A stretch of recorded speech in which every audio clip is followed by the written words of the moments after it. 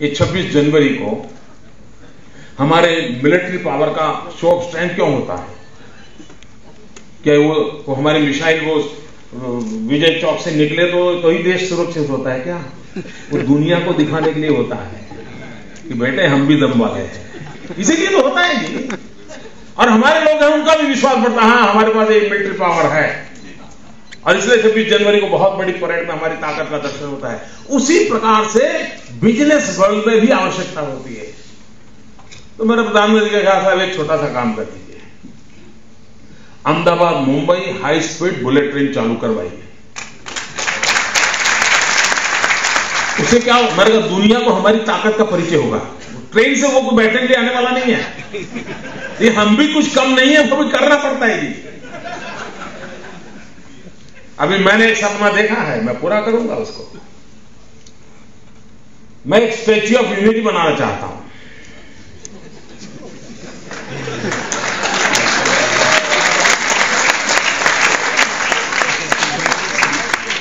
भारत को एक करने का भगीरथ काम किया था सरदार पटेल ने। तो सरदार पटेल का मुझे विशाल प्रतिमा खड़ी करनी है, और उसको मैंने नाम दिया है स्टैच्यू ऑफ यूनिटी।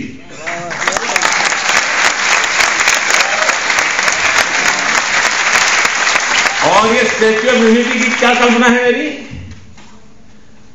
ये जो स्टैच्यू ऑफ लिबर्टी है, उससे इसकी साइज डबल होगी। मित्रों, ये दुनिया की सबसे बड़ी ऊंची प्रतिमा होगी, 182 मीटर्स। कोई 60-65 मंजिला मकान से भी बड़े सरदार पटेल खड़े होंगे। और मित्रों, मैं देखना चाहता हूं दुनिया उसके आके चरणों में आकर के बैठे।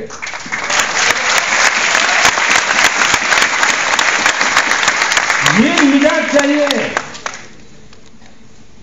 हाँ होता है, करते हैं। उठना पड़ेगा।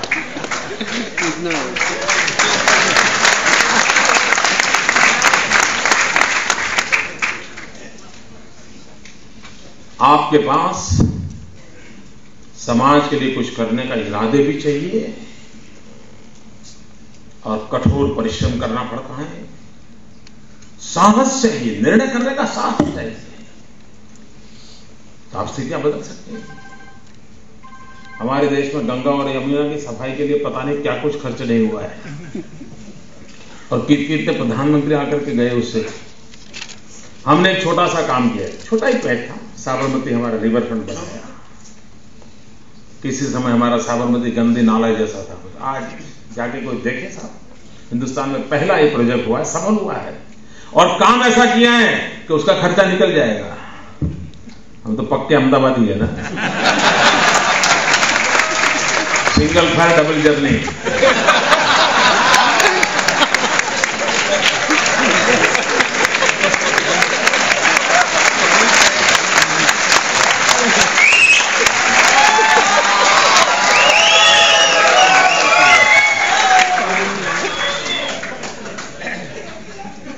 मित्रों, कहने का तात्पर्य यह है कि अगर हम सचमुच में इन 3 बातों की ओर आग्रह से सोचना चाहिए।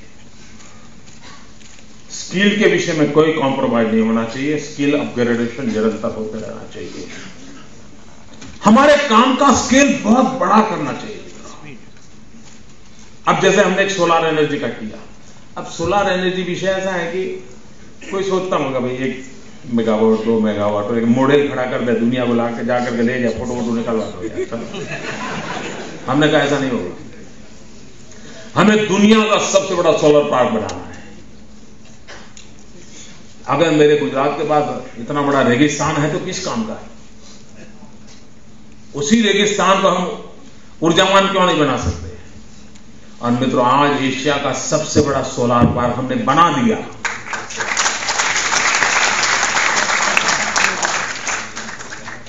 और आने वाले दिनों में जिस गति से हम काम कर रहे हैं, ये दुनिया का सबसे बड़ा सोलर पार्क बनेगा।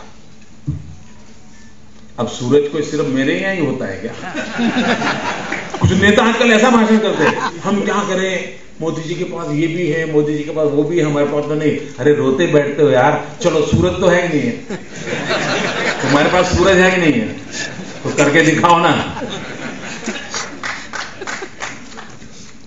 किसी ने पर्दा तो लगाया नहीं तुम्हारा स्टेटमेंट।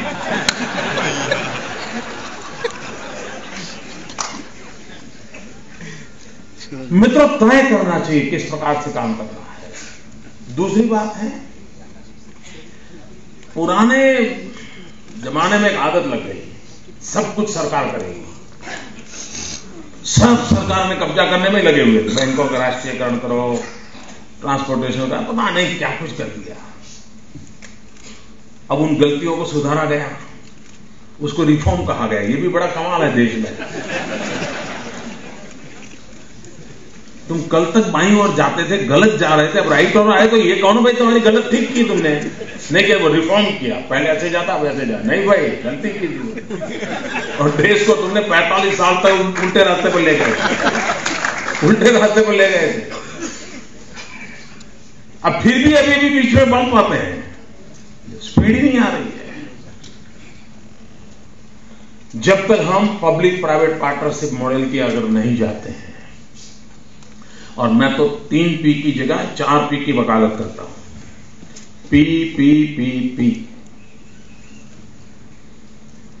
सिर्फ पब्लिक प्राइवेट पार्टनरशिप नहीं, पीपल पब्लिक प्राइवेट पार्टनरशिप।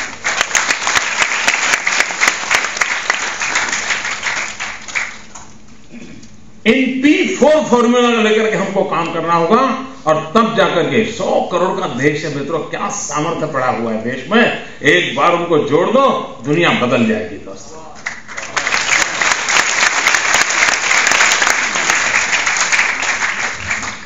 और मैं ये कहने का की हिम्मत इसलिए कर रहा हूं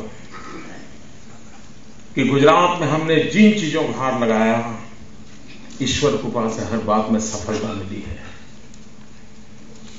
और इससे मुझे लगता है कि अगर कच्छ में हमारे यहां एग्रीकल्चर रिवॉल्यूशन आ सकता है, तो मेरे देश में भी आ सकता है। आयन और न होने के बाद भी हम स्टील इंडस्ट्री को लीड कर सकते हैं, तो सारा देश में भी हो सकता है। लेकिन आज देश तो कोयले में डूबा हुआ है। मुझे तो डर है कि सुप्रीम कोर्ट के हाथ काले न हो जाए।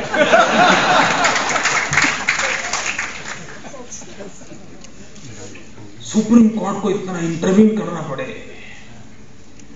हर चीज में सुप्रीम कोर्ट को डंडा चलाना पड़े, और किसी को किसी पे विश्वास नहीं। मित्रों देखिए आप, सीबीआई के नाम की माला जपी जाती थी, तो सीबीआई को क्या बना के रखा है, क्या हालत करके रखी है। सारी हमारी कॉन्स्टिट्यूशनल जो इंस्टीट्यूशंस हैं, उसको डिग्रेड किया जा रहा है।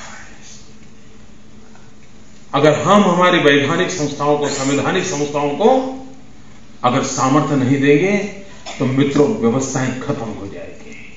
और लोकतंत्र में व्यवस्थाओं से चलता है, व्यक्ति आधारित लोकतंत्र नहीं होता है। व्यक्ति तो आएंगे जाएंगे, लोकतंत्र की व्यवस्था ही है। लोकतंत्र व्यवस्था केंद्रित होना चाहिए, व्यक्ति केंद्रित नहीं होना चाहिए। और जब तक आप आइडियाज को इंस्टीट्यूशनलाइज नहीं करते, तब तक आपको परिणाम नहीं मिलता है।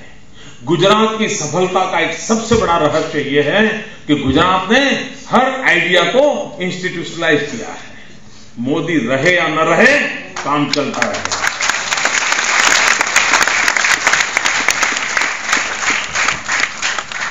इंडिविजुअल के बीच पर देश नहीं चल सकता। और अगर वो इंस्टीट्यूशनलाइज है, तो उसकी कमियों को भी ठीक करने की व्यवस्था नहीं उसमें से अपने आप पनपती है। अनुभव रहते ये इंस्टीट्यूशन जितनी स्ट्रांग बनती जाती है, उतना परिणाम भी ज्यादा अच्छा मिलता है। और ट्रांसपेरेंसी होनी चाहिए। अगर ट्रांसपेरेंसी है तो परिणाम भी मिलता है। मित्रों, कहने को बहुत सारे विषय हैं, मैं कोई ज्यादा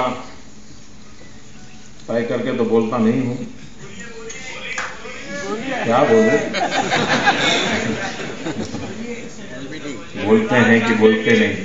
सर व्यापारी को गुजरात में आना है। आइए आइए, स्वागत है, गुजरात आपका है।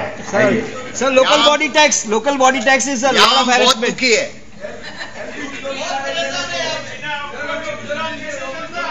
टैक्स पे टैक्स देके जा रहे हैं सब महाराष्ट्र में। हैं जी जी जी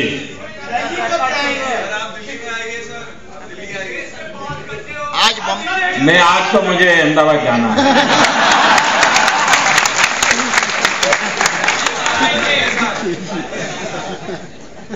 12 दिन से सब जत्था बाजार बंद है। सब जत्था बाजार बंद है। जत्था बंद, बाजार जत्था बंद है एलबीडी के हिसाब से।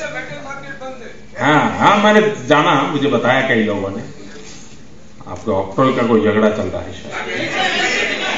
LBD local body tax local body tax नहीं, ऑक्टोल के बदले में आया। ऑक्टोल का बाप आया सर।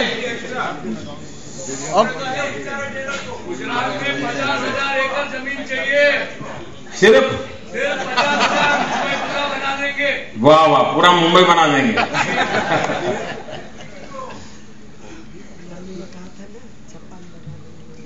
आपकी आवाज मुझ तक पहुंच गई है सर।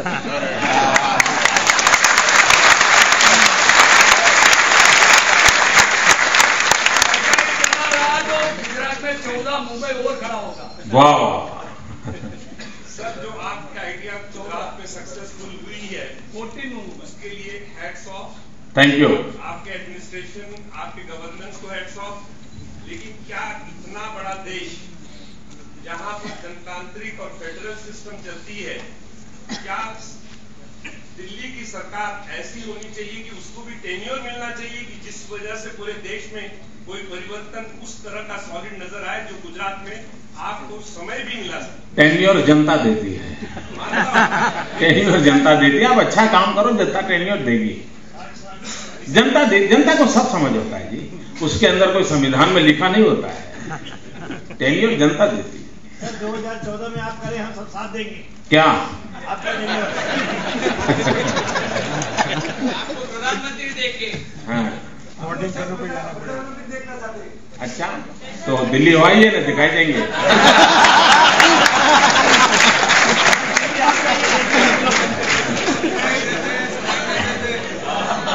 सुनाई दे या न दे, लेकिन दिखाई तो देंगे।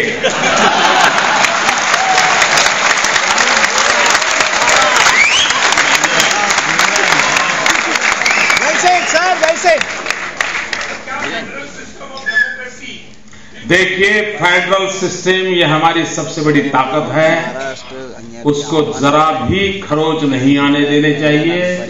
भारत की एकता और अखंडता के लिए फेडरल स्ट्रक्चर की सैंक्टिटी हमारी प्राइम रिस्पॉन्सिबिलिटी होनी चाहिए। दुर्भाग्य ये है, आज दिल्ली में जो बैठे हैं वो फेडरल स्ट्रक्चर को हर बार कुछ न कुछ नुकसान कर रहे हैं, और मैं मानता हूं ये देश के लिए बहुत बड़ा खतरा है। आपका प्रेस कॉन्फ्रेंस बाद में करेंगे। तो मित्रों, मैं समझता हूं बहुत कुछ हो चुका है, काफी बातें हुई हैं। धोलेरा, देखिए मित्रों, गुजरात में हम नए शहर बना रहे हैं।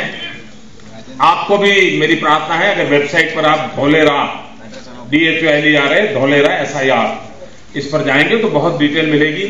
हम अहमदाबाद से 80 किलोमीटर दूर समुद्र तट की तरफ एक नया पूरा शहर बना रहे हैं। नया शहर बना रहे हैं जो पूरी तरह सारी व्यवस्थाएं होगी। और वो कैसा शहर होगा, जैसे मैंने कहा ना, मेरा स्केल और स्पीड वाला मामला तो रहता ही हर चीज में।